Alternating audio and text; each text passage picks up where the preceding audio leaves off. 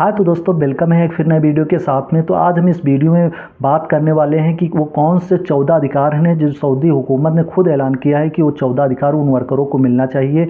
अगर कोई सऊदी शहरी उन 14 अधिकारों में से कोई उन 14 अधिकारों का उल्लंघन करते हैं तो उनके खिलाफ सख्त कार्रवाई होगी। तो इस वीडियो के माध्यम से हम पूरी जानकारी आप तक शेयर करने वाले हैं इससे, और वीडियो के अंत तक बने रहें, शुरू से आखिरी तक वीडियो को देखें।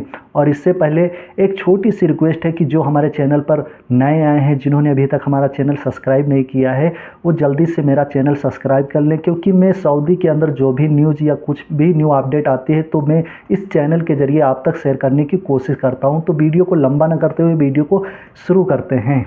तो दोस्तों सबसे पहले नंबर के अधिकार के लिए बात करते हैं कि जब कोई बंदा किसी भी देश से या किसी भी कंपनी या कफील के पास में वीज़ा अप्लाई करता है तो उसका एक कॉन्ट्रैक्ट होता है। लेकिन कभी कभी ऐसा होता है कि वो डायरेक्ट कफील से बात करके या दोस्त के ज़रिए किसी भी काम में आता है, तो यानी जैसे डोमेस्टिक ड्राइवर वगैरह हो गए, तो इनका कभी कभी कॉन्ट्रैक्ट नहीं होता है। लेकिन आपका पूरा अधिकार है कि आप किसी भी कंपनी या कफील के पास में जाएं तो अपना कॉन्ट्रैक्ट ज़रूर साइन करें। ये आपका पहला अधिकार है। इसमें क्या होता है कॉन्ट्रैक्ट में कि इसमें बताया गया होता है कि आप कितने घंटे ड्यूटी करोगे, कितनी सैलरी मिलेगी, ये सब पूरी जानकारी लिखी होती है जो दोनों तरफ से दोनों लोग के साइन होते हैं। तो पहला अधिकार है आपका, किसी भी कंपनी में जाओ तो कॉन्ट्रैक्ट ज़रूर साइन करवा लो। तो दूसरे नंबर पे ये कहा गया है, अगर आपके कॉन्ट्रैक्ट में अगर कोई भी काम लिखा हुआ है, उसके अदर आप कोई भी काम अगर कफील करवाता है तो आपका ये दूसरा अधिकार बनता है कि आप उस काम को नहीं करोगे। अगर आपको ज़बरदस्ती करता है या कफील या कंपनी, तो आप उसके खिलाफ कानूनी कार्रवाई भी कर सकते हो। तीसरे नंबर पर अगर कोई भी डोमेस्टिक वर्कर है और उसको जो है पूरा अधिकार है कि वो अरबी तारीख के आखिरी महीने में अपना सैलरी मांगने का कफील से पूरा अधिकार रखता है। लेकिन इसमें भी एक कंडीशन है, अगर दोनों पार्टी सहमत हैं तो अंग्रेजी की महीने में भी अपनी सैलरी ले सकते हैं। और नंबर 4 पर यह भी कहा गया है कि कोई भी कंपनी या कफील अपने वर्कर की सैलरी में से कोई भी पैसा या रियाल नहीं काट सकता है, बल्कि कुछ कंडीशन पर। वो कंडीशन क्या हैं?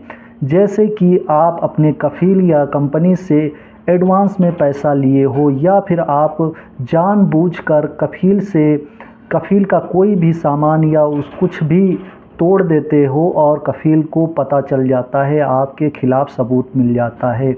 और इसमें यह भी कहा गया है कि आपका कफील या कंपनी आपकी सैलरी से 50% से ज़्यादा सैलरी नहीं काट सकता है। यानी कि आपकी सैलरी जैसे 1000 है तो उसमें से 500 से ज़्यादा वो नहीं काट सकता है। और कोई भी कंपनी का वर्कर हो या कफील का वर्कर हो, उसको हफ्ते में 1 दिन की छुट्टी मिलनी चाहिए।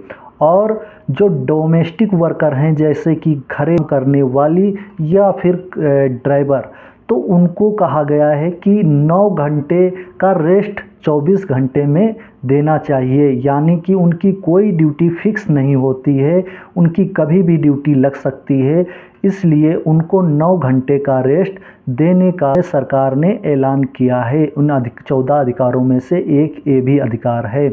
और कंपनी में जो काम करते हैं, हालांकि उनकी जो काम करने की ड्यूटी होती है वो फिक्स होती है, लेकिन ये अधिकार किसी को पता नहीं, जबकि ये अधिकारों का उल्लंघन हर कफील करती है। जैसे कि कोई भी ड्राइवर होता है या काम करने के लिए हारिस होता है तो उसको हफ्ते में छुट्टी नहीं मिलती है।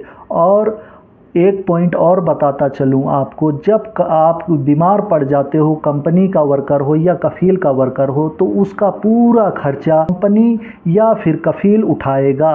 वर्कर अपने इलाज का पैसा नहीं खर्च करेगी।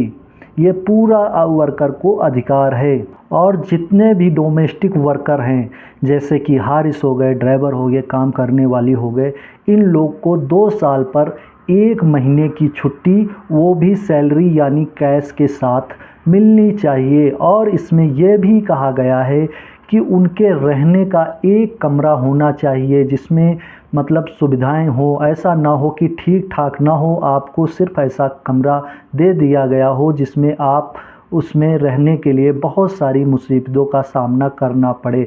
तो ये आपका राइट्स है कि आप अपने कफ़ील से एक कमरा ले सकते हो, ये आपका राइट्स और अधिकार है। और जो कंपनी यानी कंपनी वर्कशॉप वगैरह में काम करते हैं वर्कर, उनको सैलरी के साथ में 1 महीने की छुट्टी मिलनी चाहिए, यानी 21 दिन का पैसा और 1 महीने की छुट्टी उनको 1 साल पर मिलनी चाहिए। और ये भी बताया गया है कि जब कोई वर्कर अपना 1 साल पर छुट्टी नहीं जाता है, यानी अपनी छुट्टी नहीं यूज करता है, तो उसकी छुट्टी यूजलेस हो जाएगी, यानी उसकी छुट्टी बर्बाद हो जाएगी। बाद में उसको छुट्टी या पेड पैसा नहीं मिलेगा। कि जब कोई घरेलू वर्कर का कफ़ील या फिर उसका कफ़ीला जिसके साथ उसका कॉन्टेक्ट हुआ था, बाय द वे वो एक्सपायर हो जाते हैं खुदा न खास्ता, तो उनको जो है पूरा अधिकार है कि वो अपना खुर्च लगा कर और अपने मुल्क जा सकते हैं, या फिर अगर वो अब उनकी फैमिली के साथ अपना वही कॉन्टेक्ट चालू करना चाहते हैं तो वो चालू रख सकते हैं। अगर आप किसी भी कंपनी या कफ़ील के पास में 5 साल से ज़्यादा काम कर चुके हैं तो आपको 1 साल में 30 दिन की छुट्टी, वो भी सैलरी यानी कैश के साथ मिलेगा। और इसके अलावा अगर आपको किसी कंपनी या कफ़ील के पास में सिर्फ 2 साल हुए हैं तो आपको 21 दिन यानी साल में 21 दिन की छुट्टी, वो भी 21 दिन की सैलरी के साथ मिलनी चाहिए। ये आपके राइट्स यानी अधिकार हैं। आप किसी भी कंपनी या कफ़ील के पास में काम कर रहे हो तो जो मेडिकल होता है, हर साल मेडिकल जांच होती है, तो उसका खर्चा ज़्यादातर हम देखते हैं तो वर्कर ही उठाते हैं, जबकि ये पूरा खर्चा कफ़ील या कंपनी उठाएगा। ये आपके राइट्स और अधिकार हैं। तो ये थे कुछ वर्करों के ख़ास अधिकार यानी राइट्स जो मैंने आप तक इस वीडियो के थ्रू शेयर किया है। तो उम्मीद करते हैं ये वीडियो आपको अच्छी लगी होगी। वीडियो एंड करने से पहले जो हमारे चैनल पर नए आए हैं, जिन्होंने अभी तक हमारा चैनल सब्सक्राइब नहीं किया है, उनसे रिक्वेस्ट करता हूं कि वो जल्दी से मेरा चैनल सब्सक्राइब कर लें, क्योंकि मैं सऊदी में इसी तरीके की वीडियो बनाता रहता हूं और इस चैनल के माध्यम से आप तक शेयर करता रहता हूं। तो वीडियो को यहीं पे समाप्त करते हैं, मिलते हैं नेक्स्ट वीडियो में, तब तक के लिए धन्यवाद।